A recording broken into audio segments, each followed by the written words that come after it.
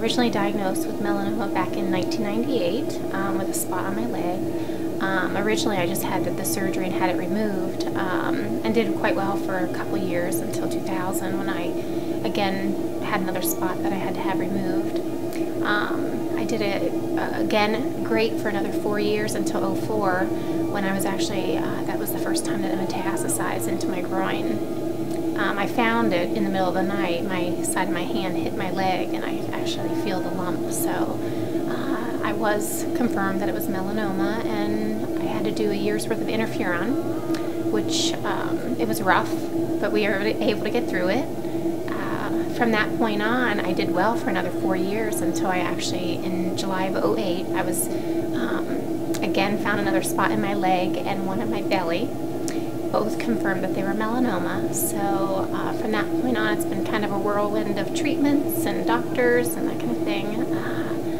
Let's see, back in, I had 8 surgeries in a year to actually keep removing tumors that kept popping up. From that point on, once they decided that I was inoperable, we decided to start doing treatments. I went through interleukin 2. Did okay with that. It's rough, but managed to get through it. You were hospitalized when you had interleukin 2, correct? Right. I was put in intensive care to actually go through the interleukin 2, and I did 13 bags over a 2-week period. That was rough. It's definitely a teetering system between keeping you healthy and very ill, I should say. From that point on, again, went through some surgeries, and the surgery that we did afterwards, I had a blood disorder called ITP, and that causes me to be actually a bleeder. And in order to correct that, we thought that maybe if I removed my spleen, that might happen. So I had developed 2 more tumors, one in my shoulder and one in my hip area.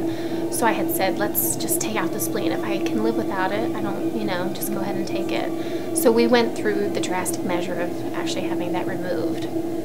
From that point on, my blood disorder came, was actually considered in remission, and I did well after that, until the tumors started doing what's called waxing and waning, where they were kind of blowing up and then shrinking and definitely metastasizing more, internal, under the skin, and so on. And from that point on, I had to do, well, they weren't really doing anything. They were kind of at the last resort with me. And I wasn't quite getting anywhere with anyone, so I had said to them, I need treatment. You kind of, I hate to say it, but I kind of threw a fit. And they sent me to another huge hospital that's very well known in the state for cancer treatment, and I was actually turned away twice for treatment. Basically told not, go ahead and make arrangements. And actually it just made me mad, because I thought, gosh, you gotta help me. You got a vibrant young woman that's wanting treatment, like, help me. Right. So I kind of threw a little fit, and from that point on, it was the same trial that they had turned me away, that after I threw my fit, they said, we found this same one down in the Gabrail Cancer Center. So I said, okay, I'll go down. And when I first originally met Dr. Gabrail, he also had said that I didn't qualify for the trial, until I said, no, I qualify, I know it, I know that I qualify. And he said, okay, I'll make some, some phone calls. And sure enough, he saw, found that I actually did qualify. So from that point on,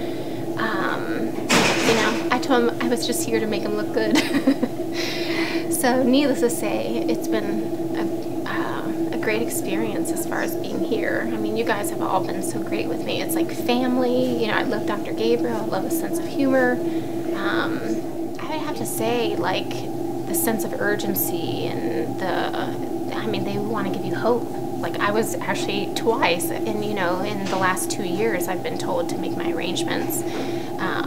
So in order, it's been nice that I've had people that are like, no, we can, let's work through this and get you a treatment and give you hope. And where I was given no hope, twice already in the last 2 years, and I'm still here. You know what I mean? So I think that's something to say. It is something to say. It's fantastic. Yeah, so I'm definitely blessed. Definitely blessed. And I'm not going anywhere anytime soon. Good. You know? That's a great attitude to have. Yeah, I just don't have time for cancer. So, yeah. I started the Oncovex back in April. And what they did was inject a virus directly into the tumors. I had about 40 plus tumors, but some of them weren't, I guess, qualified to actually receive the injections. And it based off the size, each tumor was given a certain amount of medicine based off the size that it was. As far as the injections, they weren't the greatest. They were quite painful, but manageable. That was probably the worst part of it.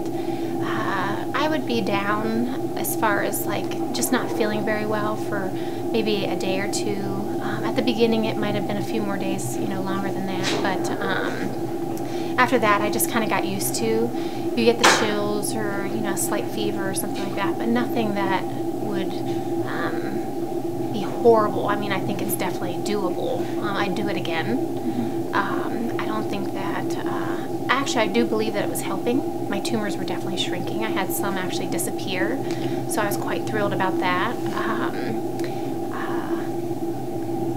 You know, I would do it again. Well, we were doing the Oncovex trial and doing quite well as far as the tumors under my skin, and internally they were, you know, they were all shrinking, most of them.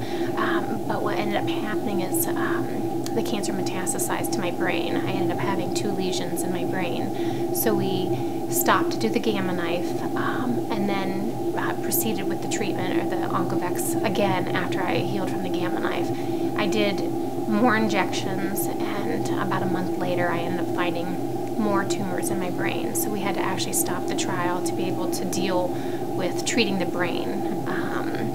The Oncovex didn't cross the blood-brain barrier, so it was helping my body and the tumors, but it wasn't doing anything for the brain. So,